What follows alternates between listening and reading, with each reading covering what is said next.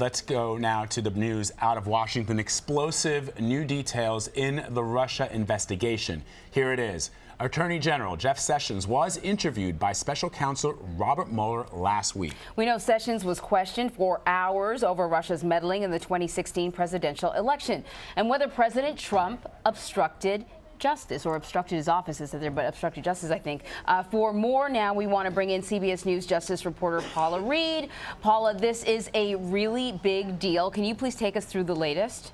Absolutely. This is a significant development because this is the only known current Trump cabinet member to be interviewed by the special counsel in its ongoing investigation. Now, the Attorney General is in an interesting position because while this is a federal Justice Department investigation, we know he had to step aside. Back in March of last year, he had to recuse himself from this investigation. It was handed over to his deputy, Rod Rosenstein, after it was revealed that the Attorney General failed to disclose meetings that he had with a Russian ambassador, Sergei Kislyak. After those meetings were revealed by the Washington Post, the Attorney General said that he had consulted with career officials at the Justice Department and felt it would be better if he stepped aside. Now, of course, we know eventually Rod Rosenstein appointed Special Counsel Robert Mueller to take over the probe.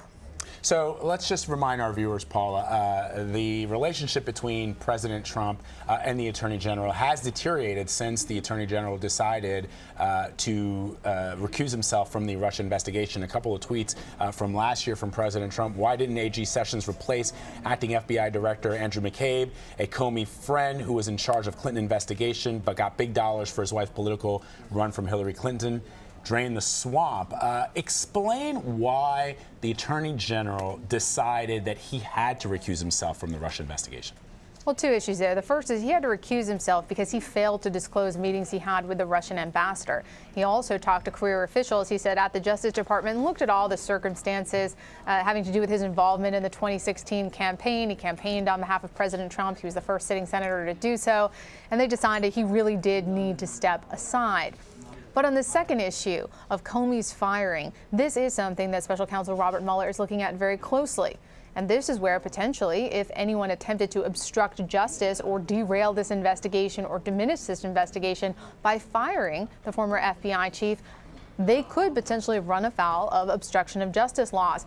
So Jeff Sessions was asked about this decision, about how they came to decide that James Comey had to go at this very point in time. So they're looking at evidence about whether or not the president, the Attorney General, or anyone else attempted to obstruct justice when the FBI director was fired. That is specifically what they're talking to Jeff Sessions about, in addition to anything he knows about the campaign and its relationship with Russia. You know, often we ask you when we catch wind of someone being questioned by the Mueller investigation, you know, what does this mean about where the investigation is going? But it occurred to me that Jeff Sessions is sort of in the center of every possible every possible sort of direction that this could go in, whether it's obstruction of justice, whether it's anything to do with the transition or the campaign leading up to the transition. Jeff Sessions was a very early supporter of candidate Trump before anyone else and would have been very heavily involved all along the way.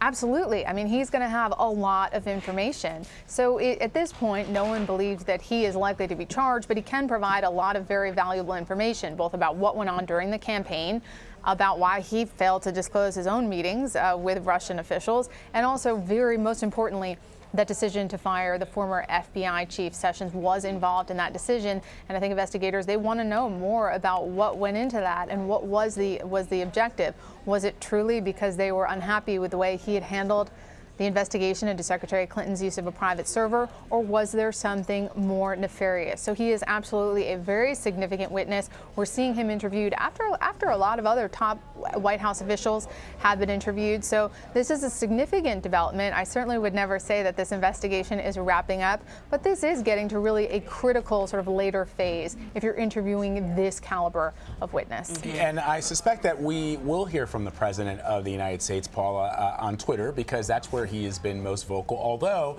I should point out that in December of last year, he gave an interview to the New York Times. And again, he referenced the Attorney General, and that was in reference to how he juxtapose the way Attorney General Sessions had a relationship with the president, and how Eric Holder, the previous Attorney General under Obama, had a relationship with President Obama. The president saying that I don't want to get into loyalty, but I will tell you, I will say this: Holder protected President Obama. Totally protected him, and I have great respect for that. He lamented that it was too bad that his Attorney General, Jeff Sessions, recused himself from the Justice Department's investigation of Russia. Just take our viewers back to what the president was referencing when he suggested that Eric Holder protected President Obama. Well, looking back at the Obama administration, I covered Eric Holder for a few years. What I often noticed is that Eric Holder was willing to go out a little bit further than President Obama could when it came to a lot of different Justice Department initiatives, specifically when it came to civil rights. It seemed that they were a team. They were in lockstep. At no point, to my knowledge, was President Obama ever under federal investigation, but it did seem that they worked as a pair. They were a team. President Obama cried at Eric Holder's going away party. I don't know that President Trump would shed tears if Jeff Sessions was to resign or retire. It's been a much more contentious relationship, despite the fact that Attorney General Sessions, when he was then a senator, was one of the first people, as Anne Marie noted, to endorse President Trump and to campaign for him. Since he made the decision to recuse himself from the Russia investigation, the president has consistently expressed his displeasure with that specific decision. But ultimately, under the law, Jeff Sessions really had no choice. And you know, Vlad and Anne Marie, there are some people who are really surprised that Jeff Sessions hasn't been fired yet. The president is so unhappy, why don't you just fire him? But the fact is that a lot of the Trump administration's accomplishments, a lot of the promises that they've been able to deliver on, specifically when it comes to immigration, they've come from Jeff Sessions. He has overseen border crossings declining by 40, 50% at times. He's also managed to help DACA achieve many extra successes in the courts, where the first version, where he wasn't involved in, failed. So a lot of people have explained to me that part of the reason Jeff Sessions is sort of insulated from being fired is mostly because the president's supporters are happy with what he's doing outside of the Russia thing. And well, also the president's advisor, Stephen Miller, worked for Attorney General Sessions before he joined the White House. One thing, Paula, in Michael Wolff's book, which I know there have been issues with the reporting in that book, but one of the things that I gleaned from reading Fire and Fury is that he suggests that the Attorney General made the decision to recuse himself from the Russia investigation on his own without first consulting with the President of the United States. Have you been able to confirm that? I've never known there to be any consulting with the White House on his decision to recuse. In fact, I'm pretty sure the Attorney General has confirmed that and said there were no discussions between the White House and the Attorney General at that time. There's no reason you would loop in the White House on a decision like that unless you just wanted to curry favor. So Sessions not looping in the White House on that is pretty in keeping with the standard operating procedure from an Attorney General who needs to step aside in an investigation into the campaign of the current occupant of the White House. Speaking of looping in the White House, do we know anything about perhaps negotiations that may have led to Sessions having this interview session, whether or not he had hammered out parameters, or whether or not, I presume, he was in contact with the White House? That I don't know if he informed the White House that he was going up there, but in terms of the parameters, I mean, you can't really dictate much to Robert Mueller. You can certainly try to perhaps claim executive privilege on certain things, but a lot of it's just going to be what Sessions knew, what Sessions' involvement was. He doesn't really have a lot of protection from those kind of questions from a special counsel. You can try to dodge it in Congress, but certainly not with a special counsel. The worst thing that happens in Congress is they hold you in contempt. And the only body that charges people with contempt, it's the Justice Department. So I think the Attorney General is safe if he doesn't want to answer congressional questions. When it comes down to the special counsel, he really is in a position where he needs to answer those questions. And he had been asked when he was up on the Hill whether or not he had talked to Mueller, whether or not he'd be willing to talk to Mueller. And he consistently said he would be willing to talk to him, but had not talked to him yet. Now we know that's changed. It will be very interesting to see how this all plays out. We understand, as you've reported, Paula, that the special counsel has sort of a wide-ranging agenda when it comes to trying to figure out exactly what happened in the 2016 election, and that this may also, for example, hone in on the decision by President Trump to fire the former FBI director, James Comey. Exactly. Originally, it was just looking into any issues having to do with the 2016 campaigns and their interactions with Russia. Once you start turning over rocks, you find other issues. And one of the things that they have expanded this out to is this question of obstruction of justice and whether or not the president or anyone else sought to fire James Comey to tamp down this investigation. That is one of the questions they're looking at.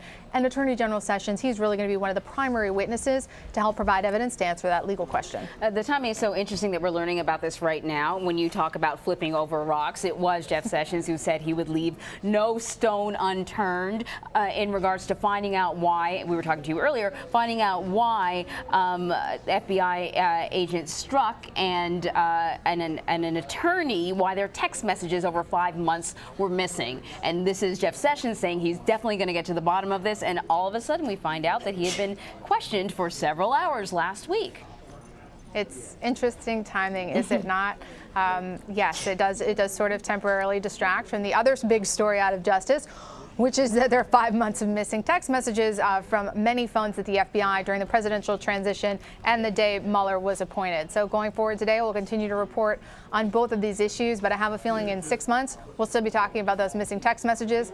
Sessions interview, it'll be a little piece of a bigger story. Well, the other thing, Paula, you were reporting yesterday, and this is the challenge for reporters in this new environment that we're living in right now, which is that the news breaks almost constantly. There's always something to report. The other sort of news that you had yesterday was that the FBI Director, Christopher Wray, threatened to resign after the Attorney General, Jeff Sessions, pressured him to remove the Deputy Director, Andrew McCabe. And I know that this interview or this meeting with Robert Mueller happened a few days ago, but it seems interesting that this news broke, I think, yesterday. Do you think that the decision or the pressure that supposedly the Attorney General brought onto the FBI Director played a role at all in the questions that Mr. Mueller had for him? Well, let's be clear. I've done a lot of reporting over the past few hours on a lot of stories, but I have not reported that the Attorney General put any pressure on Christopher Wray or that he threatened to resign. Axios has reported that. Okay, thank you. Yes, that's a good. We no should worries. give Axios I've reported their, on like 6 different stories. Because there's emails that come out every day. We should give Axios their due that they had that scoop yesterday. But what are you learning about that? My sources have confirmed to me that Christopher Wray, the FBI Director, and Attorney General Sessions were both at the White House yesterday, that they did discuss with White House officials this 5 months of missing text messages. Now, McCabe's name may have come up, but I have been told that there were no direct threats that McCabe needed to be fired or any threats of resignation. We do expect Andrew McCabe will likely retire in the next few months. He has been under considerable scrutiny since it was revealed that his wife, who ran for political office, took money from a donor who was affiliated with the Clintons. The Republicans have made a lot of that. That is actually also under investigation currently by the Office of Inspector General at the Justice Department. So we're likely to learn more about that over the next couple months. But it is expected that the number 2 at the FBI, Andrew McCabe, that he will likely retire over the next few months. So much to cover. Charge. Yes, yeah, we so do much. need You're one of telling me. those. I totally forgot about that concern about the money that she had taken. Right. I thought it just had flitted away in the wind. I had no idea an investigation was underway. Thank goodness for Paula Reid. Paula, you need to make one of those Louis Gohmert-like charts for us. You know, Representative Right. Louis Gohmert had a chart showing all these different things happening around Washington. We probably need one of those too. And thank you so much. CBS News Justice reporter Paula Reid, thank you.